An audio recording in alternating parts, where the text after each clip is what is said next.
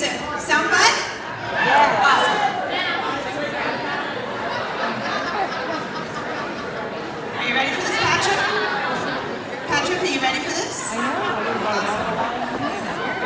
Okay, so we're going to start off with Julie McNamara.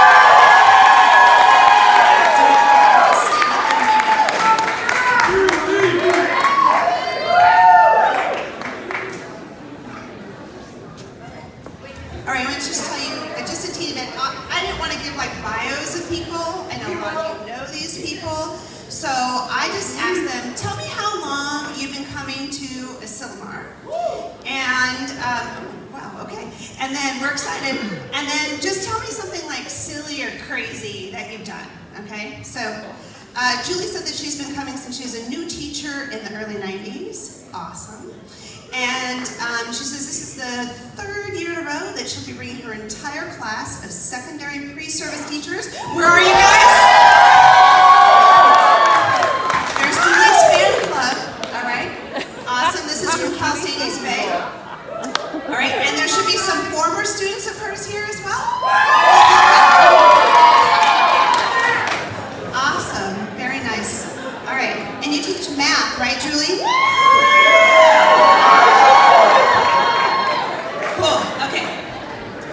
Crazy thing, and I kind of do this crazy thing too. Every so often she likes to, well, several times a year I guess, right? She likes to run a little over 13 miles in a tutu, so you might see her doing that kind of thing. Her last two events unfortunately got canceled by the fire, so there was the Monterey and the Berkeley half. And so hopefully you get to one soon. Make sure you do that, all right. And here's Julie.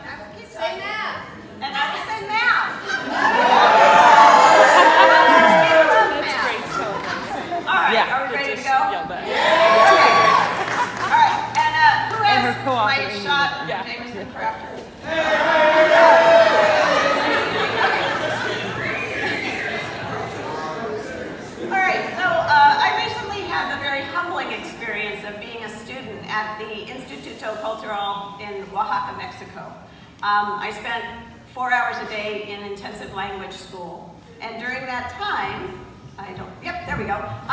My focus was learning Spanish, but my thoughts, as they often do, turned to the teaching and learning of mathematics. So I'm going to share with you 10 lessons that I learned while I was a language learner. So the first lesson that I learned, this will probably resonate with some of you, is just because I know it today doesn't mean I'll know it tomorrow. Many times I would be sure I had something figured out, and then the next day or even after the break, it was as if someone had tipped me over and it just fell right out of my head. Couldn't remember a thing. This is another one. There were lots of times when it looked like I wasn't listening because I wasn't. I was thinking. I was processing what we had just talked about, what I had just figured out. I was also trying to figure out what I was going to say or do next.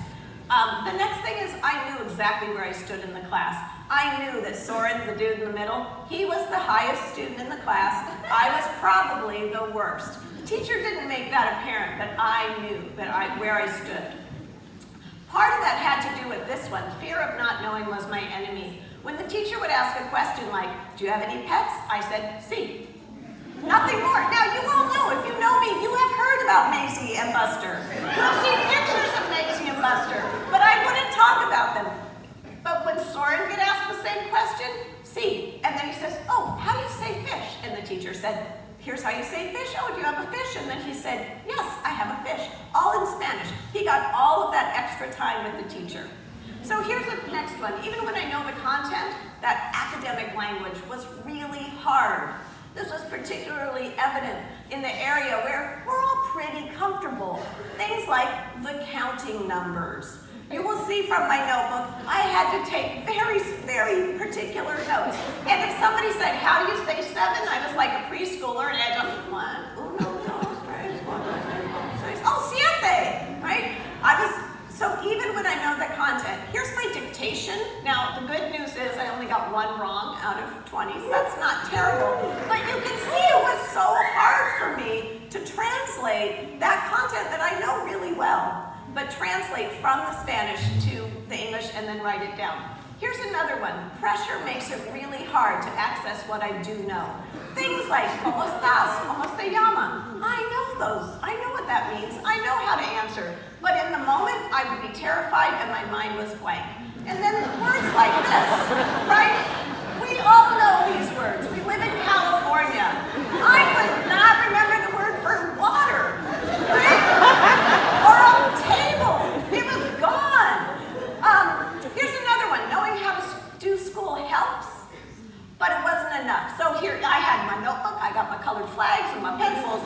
I also know that to answer what's on page 15, I just have to look at page 14. I'm really good at doing school stuff, but that bookwork could give a real false sense of my competence. My teacher might say, well, she's doing great, A+. I felt about as competent, though, as little dead pedo over here. So another thing I learned, context clues matter. We were playing a game where I had a name on my forehead, and I was trying to think of who's the white actor. He's 40-ish. He was in a movie with Kate Winslet about a plane wreck. I couldn't, for the life of me, figure out what movie that was. Duh, it was a shipwreck. As soon as I figured out shipwreck, of course it made sense. Leonardo DiCaprio.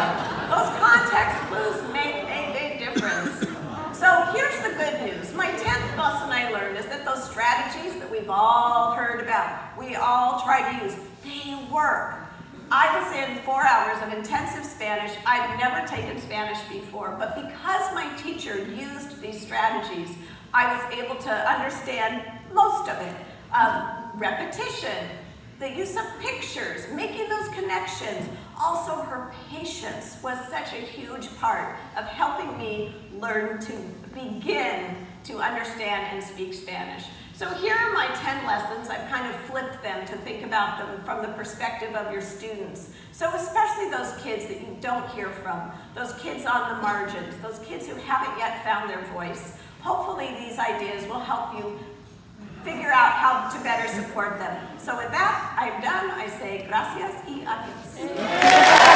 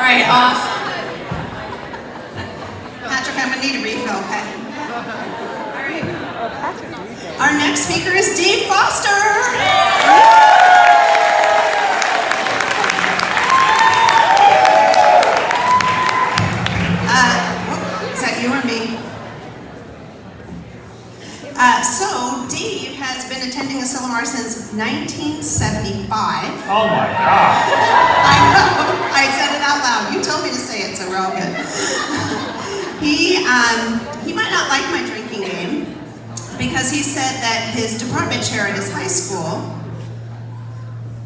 I don't know who that is, I think that's Dave maybe, had saved the entire math budget for all 6 members of their math department to come to his Silmar, but then he took the rest of the budget and he bought alcohol. Great department. And only Dave and one other teacher actually attended the conference, because you know, math. All right, I think we're ready. Awesome, take it away, Dave. All right, let's see. So I wanted to call this magic measurements, but magic takes something that is unreal and makes it believable. But magic also has positive connotations. And I wanted something a lot more sinister. So I call it voodoo measurement. Because what voodoo measurement is the idea of taking a metric that appears to be precise, but it's fraught with inaccuracies. And so just think about a scale that has random numbers on it, and you're looking at it, how would that affect your fitness, your health, your sanity? And that's what happens about the high-stakes test here in America. That we have voodoo measures telling us and making both students and teachers very frustrated. Instead, we need accurate measurements that we really value, that really capture the kind of learning and that we value so much in our country. And just compare that to like the SAT that is supposed to predict whether or not kids graduate from college. But in fact, decades of data show that in fact that doesn't happen at all, and that there is no correlation, but we keep giving it. And our math tests across our country is fraught with multiple choice and machine scored items that only measure low-level skills and skills that are done by machines in real life. Instead, we need to be preparing our students and measuring our students to really be economically viable, to be able to think about and make intelligent decisions about our government. And it also affects instruction. WYTI, WTG, what you test is what you get. And so how are we expecting to have high-level instruction? Instead, we should turn to an international model. But in fact, those tests are expensive and they require human scoring when we can just go to Walmart. And we have to change our priorities here in America, because our priorities on tests are that they're frequent, they're cheap, and that they're reliable, but not valid. All we want is a number to compare students. So we have to also think about the difference between reliability and validity. Reliability sounds good, but all it means is that if you take a test twice, they want you to get the same score. It has nothing to do about its value. Think about that in terms of an arrest. Do you want an unreliable witness, or do you want actual evidence from the lab, maybe DNA or a video? So another real challenge of our current test is this idea of that tests are now all had to be taken on computer. And we know how much different that is in terms of the percentage of kids who do well on one test versus the other.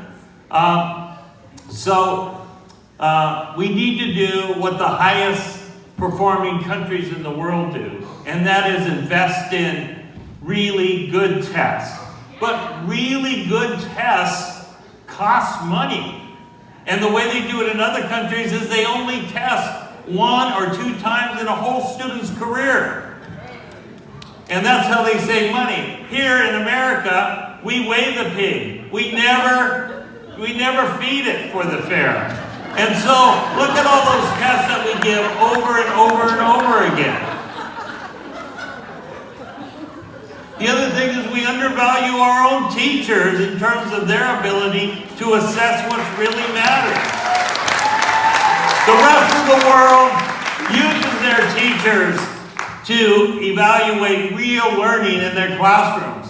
So we have to shift away from this idea of poor tests to really valuable tests that give us really information, that gives us feedback to help us teach our students better. So look at this range of tests that we have. Those are voodoo measurements. We need valid measurements.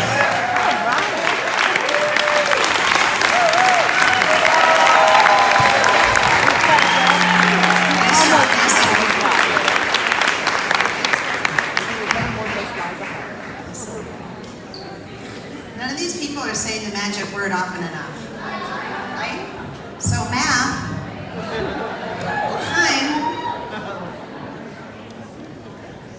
All right, we're moving on to Megan Taylor. Taylor. There we go.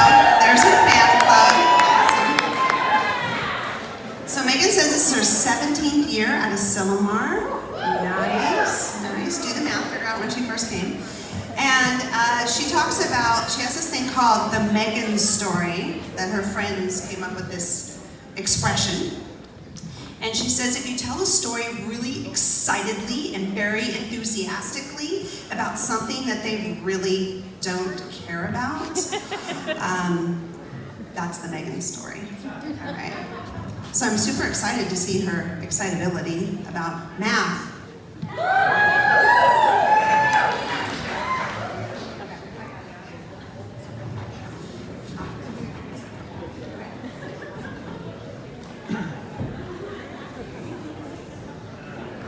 Talk to us a little bit first. Is that working there? Got a good mic action here? So I am fundamentally a teacher recruiter. So just in case somebody slipped in here that isn't actually a math teacher yet, I am speaking to you right now because we're in a teacher crisis. We don't have enough bodies. So I'd like to tell you that you can get on-the-job training and be challenged, learn time management and financial planning, and you can start today, almost literally. And if we think about what it takes, so some of the things, well, it depends on your ability to demonstrate your effectiveness as a teacher. The national average of prep time is about 1,500 hours before you can start, and most teacher candidates are ready in like 1 to 2 years. Of time. So that's about if you're planning, no, that's a hairstylist. That's becoming a hairstylist. I'm sorry, I got those mixed up. Yes, it's a hairstylist that it's about 1,500 hours of training. And that you should expect to complete the program in 1 to 2 years. I'm sorry, that was my mistake. I think I've got it right on the next one. Well, the first step, of course, is the teaching experience class. Before you get anywhere near an actual classroom, you learn about history and culture of local schools, focus on the actual students who are being served, who they are, where they were born, what they really need. This is getting embarrassing. That's also wrong. That's becoming a Starbucks barista.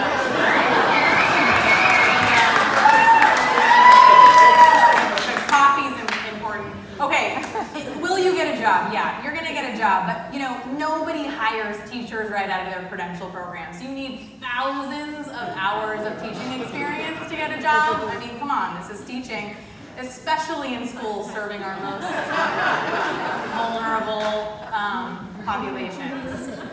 I guess it's good that we have high expectations of pilots. Okay, for real. When we talk about the things that I presented at the beginning about, you know, getting on the job training, that's true. Your mentor probably never taught math, if you have one at all. You're going to be challenged because you're going to teach the hardest to teach classes and work every waking hour of your day. You'll learn time management because you'll teach the sections for the teacher that just quit and you'll work an extra job. You'll go into debt becoming a teacher, for sure. You'll have to pay for your own support. And start today, well, literally. If you need a job, I have one for you on Monday, so just come talk to me. So Deborah Ball, among people, talk about how we don't have a system for teacher preparation, and we need one. And specifically, we need a system whereby the things that people should be able to do before they enter their classroom and practice independently on children are important. And the good news is we know what those things are. We know that teachers need long-term training and support, and it should be free. We know that people should have gradual responsibility for student learning. They need awesome mentoring from the start. They need extra time in their day as they learn, and they need expectations and support to grow. And since we're not quite there with lots and lots of money, we'll settle for buying some lottery tickets once in a while. So why isn't this happening? Change is hard. Change is hard because we have so many excuses. Things are too expensive. There's too many things to change. You're afraid of doing something. And so then what confounds all of these things is that we also just don't want to start small. We look at this huge, broken system, and we say, we've got to change that. That's impossible. We're never going to be able to change that. So we kind of just throw up our hands and say, we're not going to start at all. That's way, way, way, way, way too scary. This is a Venn diagram. If you haven't seen it, it's worth checking back out.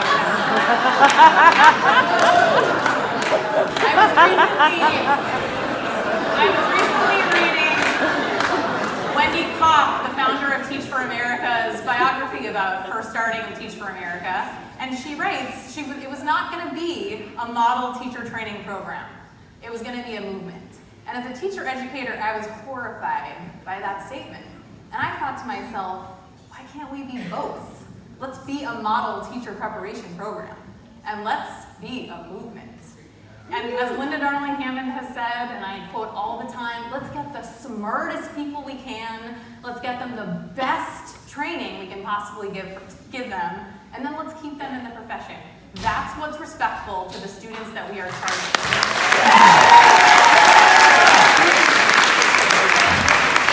So at Trellis, among lots of other people in this room and lots of other work, we are starting this movement. If you are a part of Trellis, can you give a little wave or stand up? Look at all these people over here. Come join us. That's all.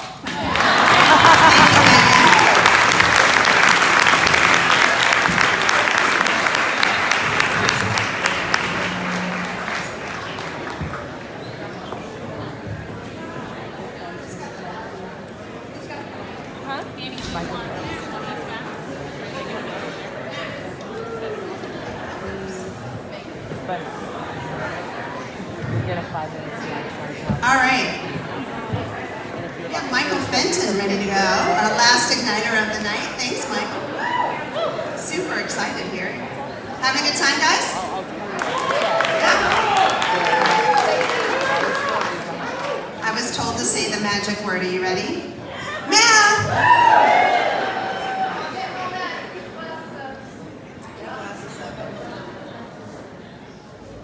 Thanks, Grace. Okay. All right. So Michael said he started attending in 2005 at Asilomar. So a bit of a newbie compared to the folks that we've had, right? Awesome. Okay. He says it quickly became and has remained his favorite conference. It's hard to beat the beautiful setting. How many of you made it to the beach today? Awesome. The great friends. How many of you connected with great friends today? Yeah. And the amazing sessions. Raise your hand if you attended an amazing session. And he gets to come with his wife, which is really cool. It's like a little weekend away. All the kids are at home. All the kids are at home. There's a lot. It's like a dozen or something. Okay.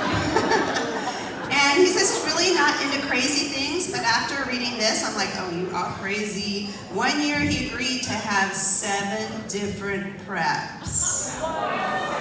Never again, right, Michael? Never again. Awesome.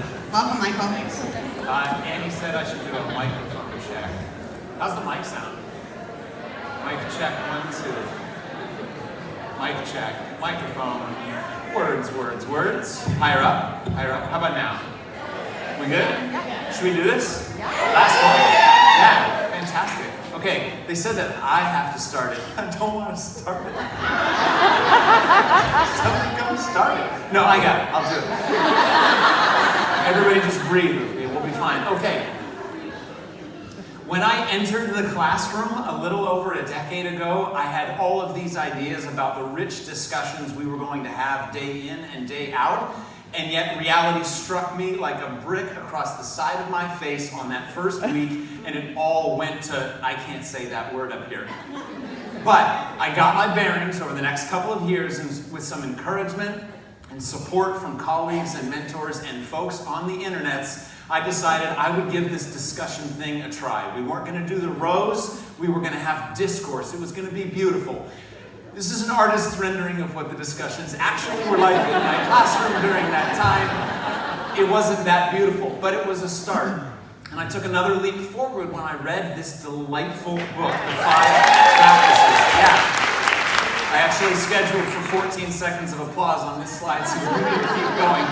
If you're not familiar with the 5 practices, anticipating, monitoring, selecting, sequencing, and connecting.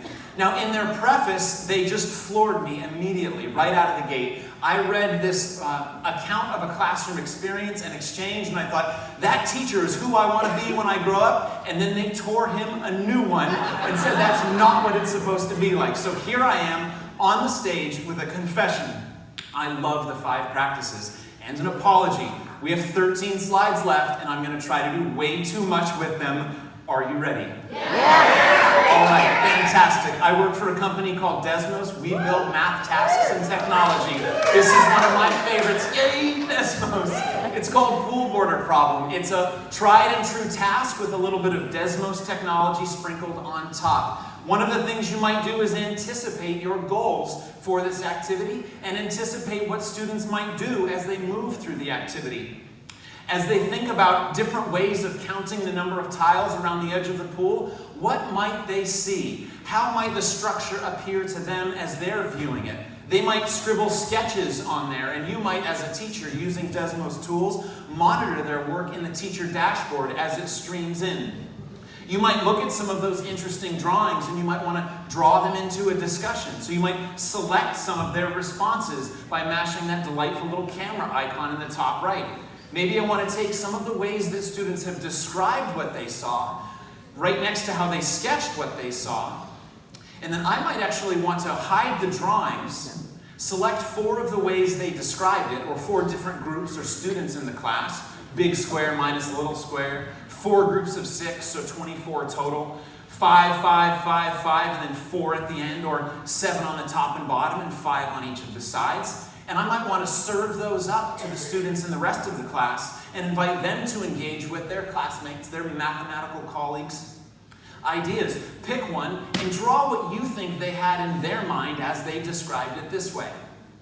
Or I might want to make a connection in a different way. Serve up one of the drawings and invite students to write an expression. How do you think your classmates saw this? What mathematical expression, what numerical expression could help us see what they saw? And then on the next few screens of the activity, we're going to look at a 10 by 10 pool, a 13 by 13 pool, 16 by 16, and where are we headed? We're trying to build from numerical expressions to an algebraic one. So I might hop back into monitoring mode in the middle of class, hunting for student work and trying to select, sequence, and surface that so that we can make connections. I noticed that this particular student nailed it on screens 4, 5, and 6. So I clicked to drill deeper, and I see the expressions that that student used, and I thought, I can use that student thinking and help weave a mathematical story that gets at the goals that I had in mind when I was anticipating back at the beginning. And so I select some of those, sequence them, serve up that collection, and invite students to make connections. 10, 13, 16, what about 20 by 20, 30 by 30, 42 by 42? Or, as we're moving into the next one, n by n. Let's build from numerical and generalize with algebra. Or maybe students saw it this way, the big square minus the little square. I can play that same game. Or I might want to ask them, no, there's no time for that, let's move on to this. Or I might want to serve up several different algebraic representations. Invite students to discuss with their classmates which of these student responses are correct. How do you know? Which of these expressions are equivalent? Can you actually prove that? Or, since there wasn't quite enough time to show off everything I wanted to show you, maybe if you're intrigued by this idea of Desmos and snapshots, selecting, sequencing, and connecting, you can learn more at this lovely website. Thank you, Michael. Fun stuff, right? Okay, so we also have a sing-along opportunity. Did you guys see Annie's tweet? So Annie and Arjun are going to do some musical playing for us. We're going to sing some songs and have a great time and socialize and hang out. And thanks so much for coming.